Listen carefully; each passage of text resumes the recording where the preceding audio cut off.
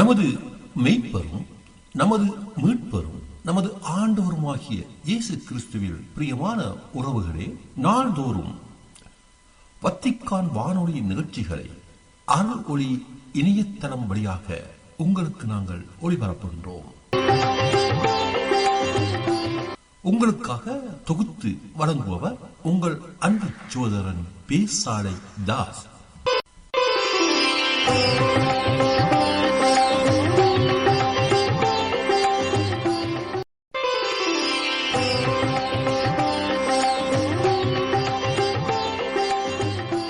லவ்தேத்து இயேசுஸ் கிறிஸ்துஸ். இயேசு கிறிஸ்துவுக்கு புகழ்.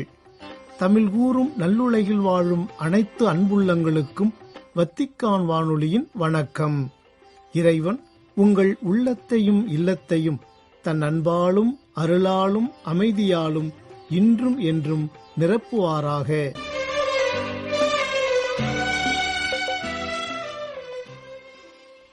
அன்பு நேயர்களே, வத்திக்கான் வானொலி இன்று உங்களுக்கு வழங்கவிருப்பவை தடம் தந்த தகைமை, அன்னைவோர் அதிசயம் மற்றும் செய்திகள்.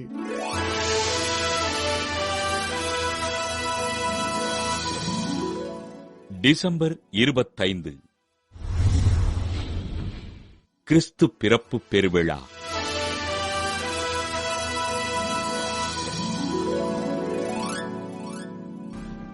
இவ்வுலக மக்கள் பாவத்தினை விட்டுவிட்டு நிறைவாழ்வு பெற வேண்டும் என்பதற்காக சுதனாகிய இறைவன் மண்ணில் மனிதனாக பிறப்பெடுத்த புனித தினத்தையே தாய் திருச்சபை கிறிஸ்து பிறப்பு பெருவிழாவாக கொண்டாடி மகிழ்கின்றது.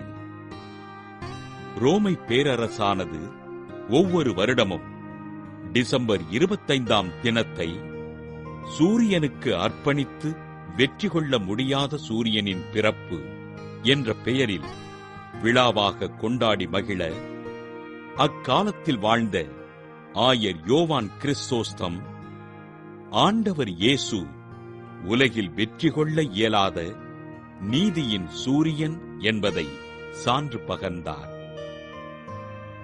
புனித மரியன்னை மார்ச் மாதம் 25ஆம் நாள் ஆண்டவர் இயேசுவை கருத்தரித்தார் என்கிற கருத்து தொடக்ககால கிறிஸ்தவர்களின் அசைக்க முடியாத நம்பிக்கையாக இருக்க, மார்ச் 25ஆம் தினத்திலிருந்து 9 மாதங்கள் கணக்கிடப்பட்டு டிசம்பர் 25ஆம் தினத்தை கிறிஸ்து பிறப்பு விழாவாக கொண்டாடி மகிழ்ந்தார்கள். கிபி 2ஆம் நூற்றாண்டில் வாழ்ந்த ஆயர் ஹிப்போலித்துஸ் டிசம்பர் 25ஆம் தினத்தை கிறிஸ்துமஸ் திருவிழாவாக அறிவிக்க, கீழை நாட்டு திருச்சபையினர் இதற்கு மறுப்பு தெரிவித்து ஜனவரி 6ஆம் தினத்தை கிறிஸ்து பிறப்பு விழாவாக கொண்டாடினார்கள். திருத்தந்தை 1ஆம் ஜூலியஸ் கிபி 320ஆம் ஆண்டு டிசம்பர் 25ஆம் தினத்தை கிறிஸ்துமஸ் பெருவிழாவாக அதிகாரப்பூர்வமாக அறிவிக்க, கிபி 325ஆம் ஆண்டு பேரரசர் கான்ஸ்டன்டைன் திருத்தந்தையின் அறிவிப்பின்படி அனைத்து மக்களும் கிறிஸ்துமஸ் பெருவிழாவினை டிசம்பர் 25ஆம் நாள் கொண்டாடுமாறு கட்டளையிட்டார். நாளடைவில் கிறிஸ்து பிறப்பு விழா உலகெங்கும் பரவலாக்கப்பட, புனித பிரான்சிஸ் அசிசியார் கிபி 1223ஆம் ஆண்டு கிறிஸ்து பிறப்பு விழாவினை கொண்டாட விரும்பி பாலன் இயேசுவை குடிலில் வைத்து வணங்கும் பக்தி முயற்சியினை அறிமுகம் செய்தார். கிறிஸ்து பிறப்பு விழாவின் அடையாளங்களான கிறிஸ்துமஸ் ரீத், ஒளியான கடவுள் நம்மை தேடி வருகிறார் என்பதையும், கிறிஸ்துமஸ் மரம் ஏதேன் தோட்டத்திலிருந்த வாழ்வின் மரத்தினையும், கிறிஸ்துமஸ் நட்சத்திரம் மெசியா பிறந்திருக்கின்றார் என்பதினை 3 ஞானிகளுக்கு வழிகாட்டியதையும் குறிப்பிடுகின்றது. கிறிஸ்து பிறப்பு விழாவினை கொண்டாடுகின்ற நாம், இறைவன் நமக்கு அளித்திருக்கின்ற பொருள்களை இல்லாதவர்களோடு பகிர்ந்து வாழ்வோம். பிறரை அன்பு செய்து அவர்களின் நலனிற்காக ஆண்டவரிடம் சூரிய தாரகையே, ஜோதியாய் ஒளிர்பவளே, நீ வாழ்க, நீ வாழ்க, நீ வாழ்க மரியே, நீ வாழ்க, நீ வாழ்க, நீ வாழ்க மரியே. மரியே மரியே நீ வாழ்க, விண்மலரே மலரே நீ வாழ்க. மரியே மரியே நீ வாழ்க, விண்மலரே மலரே நீ வாழ்க. அன்னை ஓர் அதிசயம். சூரிய தாரகையே, எங்கள் ஜோதியாய் ஒளிர்பவளே, தூயவனின் தூயவளே, துணையாய் தொடர்ந்திடும் சுடர்மதியே. சூரிய தாரகையே, எங்கள் ஜோதியாய் ஒளிர்பவளே, தூயவனின் தூயவளே, துணையாய் தொடர்ந்திடும் சுடர்மதியே. மரியே மரியே நீ வாழ்க, விண்மலரே மலரே நீ வாழ்க. மரியே மரியே நீ வாழ்க, விண்மலரே மலரே நீ வாழ்க.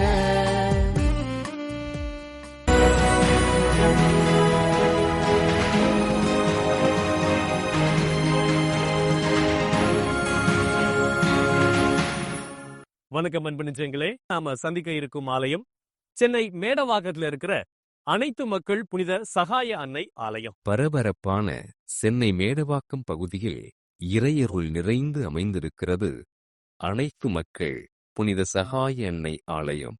செங்கல்பட்டு மறைமாவட்டம் சென்னை மகாலட்சுமி நகர் பங்குத்தலத்தின் கிளை பங்குத்தலமாக இருந்த இந்த மேடவாக்கம் பகுதியானது கடந்த 2004ஆம் ஆண்டு பங்குத்தலமாக உயர்த்தப்பட்டு அருட்தந்தை அலெக்சிஸ் மனோகர் முதல் பங்குத்தந்தையாக இப்பகுதி மக்களுக்கு இறையரசு பணிகளை செய்திருக்கிறார். அனைத்து மக்கள் புனித சகாய அன்னையின் அருள் நிறைந்திருக்கும் இந்த மேடவாக்கம் பங்குத்தலத்தில் அருட்தந்தை ஜான் பெஞ்சமின் அவர்கள் பங்குத்தந்தையாக பொறுப்பேற்க பங்கு மக்கள் திருவழிபாடுகளில் பங்கேற்பதற்கு வசதியாக புதிய ஆலயம் கட்டி எழுப்ப திட்டமிடப்பட்டு அன்றைய காம்பியா மற்றும் லிபேரியா நாடுகளின் திருத்தந்தையின் தூதரும் இன்றைய சென்னை மயிலை உயர் மறைமாவட்ட பேராயருமான மேதகு ஜார்ஜ் அந்தோணிசாமி அவர்களால் அடிக்கல் நாட்டப்பட்டு கட்டிடப் பணிகள் தொடங்கப்பட்டிருக்கிறது. பங்கு மக்கள் மற்றும் அன்னையின் பக்தர்களின் நிதி உதவியோடு கோத்திக் கட்டிடக்கலையில் கட்டி எழுப்பப்பட்ட இந்த புனிதமிகுந்த ஆலயமானது 2016ஆம் ஆண்டு ஜூன் மாதம் 15ஆம் நாள் செங்கல்பட்டு மறைமாவட்ட ஆயர் மேதகு நீதிநாதன் அவர்களால் புனிதம் செய்யப்பட்டு அனைத்து மக்கள் புனித சகாய அன்னைக்கு அர்ப்பணிக்கப்பட்டது. இந்த ஆலயத்தின் நுழைவு வாயிலின் இருபுறங்களிலும் திருச்சபையின் இரட்டை தூண்களான புனித பேதுரு மற்றும் புனித பவுலின் சுரூபங்கள் வைக்கப்பட்டிருக்கிறது. ஆலய கோபுரத்திலே திரு இருதய ஆண்டவர் மற்றும் அனைத்து மக்கள் புனித சகாய அன்னையின் சுரூபங்கள் அமைந்திருக்கிறது. இந்த ஆலயத்தின் மேல் பகுதியிலே 20 புனிதர்களின் சுரூபங்களும் வைக்கப்பட்டிருக்கிறது. ஆக மொத்தம் இந்த ஆலயத்தின் வெளிப்புறத்திலே 24 சுரூபங்கள் அமைக்கப்பட்டிருக்கிறது. இது மாதத்தின் 24ஆம் நாள் புனித சகாய அன்னைக்கு ஒப்புக் கொடுக்கப்பட்ட நாள் என்பதை நமக்கு சொல்கிறது. இந்த ஆலய கோபுரத்தில் அமைந்திருக்கின்ற திருச்சிலுவையின் அடியில் 153 ஆலயங்களின் புனித மண் வைக்கப்பட்டிருக்கிறது. இந்த ஆலயத்தின் புனிதமான தூயகம். இந்த தூயகத்தின் மையப்பகுதியிலே ஆண்டவர் இயேசு கிறிஸ்துவின் பாடுபட்ட சுரூபமும் அதற்கு கீழே நற்கருணை பேழையும் அமைந்திருக்கிறது. இந்த தூயகத்தின் இரு புறங்களிலும் திருத்தந்தை பிரான்சிஸ் மற்றும் செங்கல்பட்டு மறைமாவட்ட ஆயர் மேதகு நீதிநாதன் ஆண்டகை ஆகியோரது பணி வாழ்வின் குறியீடுகள் பொறிக்கப்பட்டிருக்கிறது. மேலும் இந்த தூயகத்தில் அமைந்திருக்கின்ற பலிபீடமானது புனித தொன்போஸ்கோவின் திருப்பண்டம் வைத்து அர்ச்சிக்கப்பட்டிருக்கிறது. இந்த புனிதமான தூயகத்தின் மேற்பகுதியில் அமைந்துள்ள குவி மாடத்தில் தூய ஆவியானவர் புறா வடிவில் இறங்கி வருகின்ற காட்சியும் புனிதரின் மன்றாட்டு மாலையில் இடம்பெற்றுள்ள அனைத்து புனிதர்களின் படங்களும் அமைக்கப்பட்டிருக்கிறது.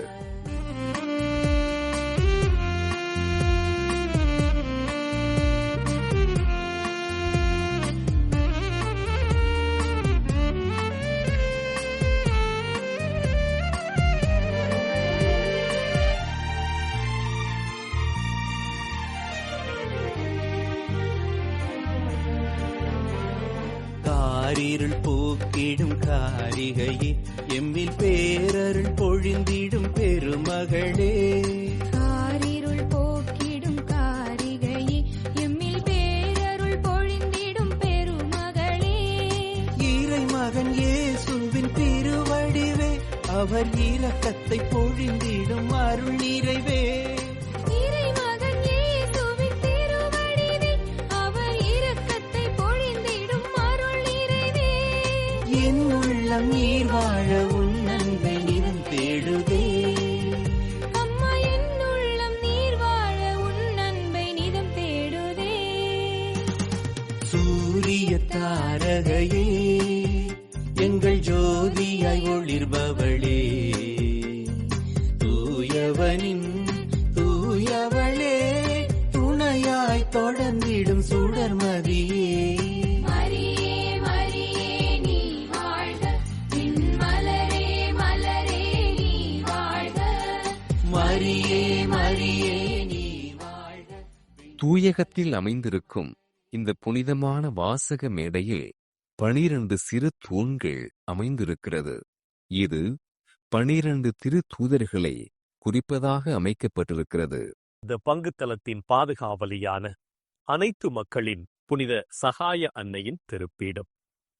இந்த திருப்பீடத்திலே தன்னை நாடி வந்து வேண்டுதல் செய்கின்ற மக்களின் தேவைகளை இறைமகன் இயேசு கிறிஸ்துவிடம் பரிந்து பேசி பெற்றுத் தருகின்ற தாயாக திருத்தூதர்கள் சூழ அன்னை அவர்கள் வீற்றிருக்கிறார்கள். இந்த திருச்சுரூபமானது ஆலயமானது அர்ச்சிக்கப்பட்ட 2016 ஆண்டு ஜூன் மாதம் 15ஆம் நாள் அருட்தந்தை வின்சென்ட் சின்னத்துரை அவர்களால் புனிதம் செய்யப்பட்டிருக்கிறது. இந்த ஆலயத்திற்கு வருகை தரக்கூடிய இறைமக்கள் ஜெபிப்பதற்கு வசதியாக தூயகத்தின் ஒரு புறத்திலே புனித ஆரோக்கிய அன்னை, புனித சூசையப்பர், புனித அந்தோணியார், அற்புத குழந்தை இயேசுவின் சுரூபங்கள் வைக்கப்பட்டிருக்கிறது. இதற்கு கீழே சிலுவையில் மரித்து அடக்கம் செய்யப்பட்ட ஆண்டவர் இயேசு கிறிஸ்துவின் சுரூபமானது வைக்கப்பட்டிருக்கிறது. இந்த திருச்சுரூபங்களானது இந்த ஆலயத்தின் அர்ச்சிப்பு நாளான 2016ஆம் ஆண்டு ஜூன் மாதம் 15ஆம் நாள் திண்டுக்கல் மறைமாவட்ட முதன்மை குரு பேரருள் திரு அந்தோணிசாமி அவர்களால் புனிதம் செய்யப்பட்டிருக்கிறது.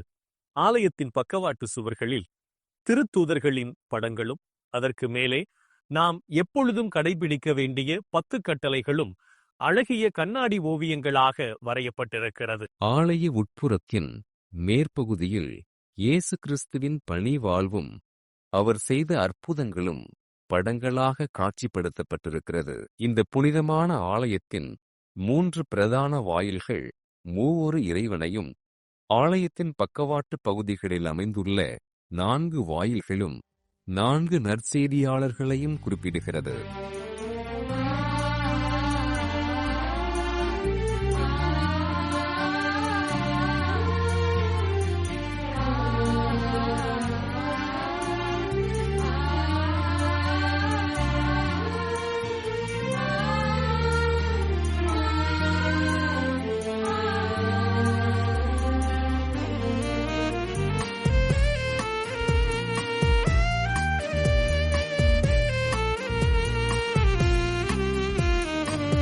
பசுமை பரப்பிடும் பைங்களிரே, என்றும் பரிமள தைலத்தின் அருமணமே.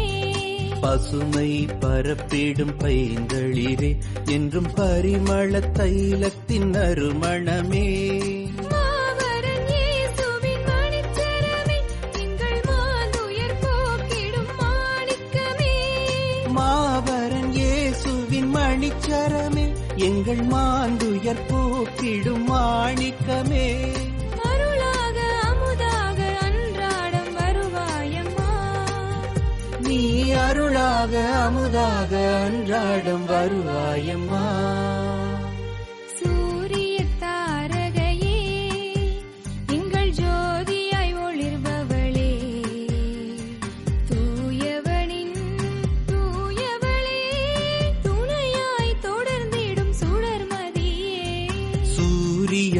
தாரகையே எங்கள் ஜோதியாய் ஒளிர்பவளே தூயவனின் தூயவளே துணையாய் தொடர்ந்திடும் சுடர்மதியே மரியே மரியே நீ வாழ்க மலரே மலரே நீ வாழ்க மரியே மரியே நீ வாழ்க இந்த பங்குத்தலத்தின் பாதுகாவலியான அனைத்து மக்களின் புனித சகாய அன்னைக்கு ஆண்டுதோறும் திருவிழா கொண்டாடப்படுகின்றது.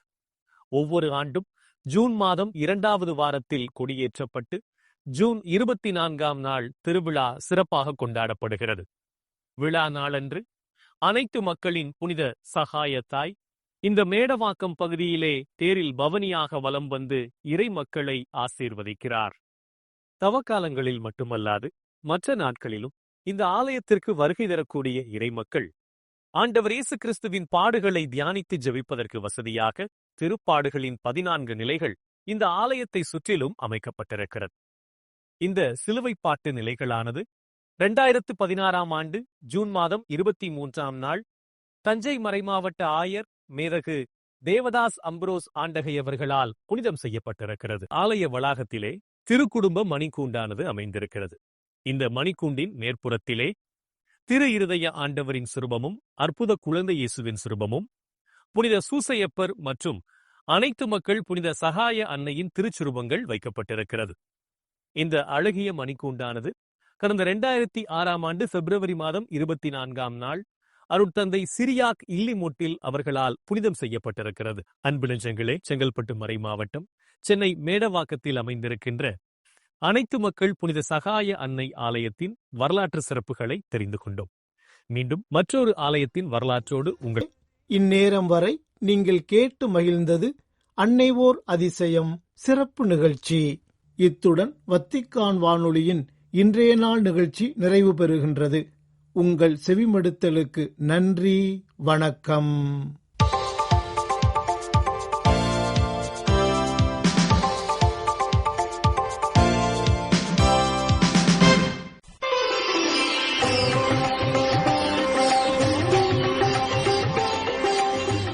இதுவரையில் நீங்கள் செவியுற்றது வத்திக்கான் வானொலியின் இன்றைய நிகழ்ச்சிகள்.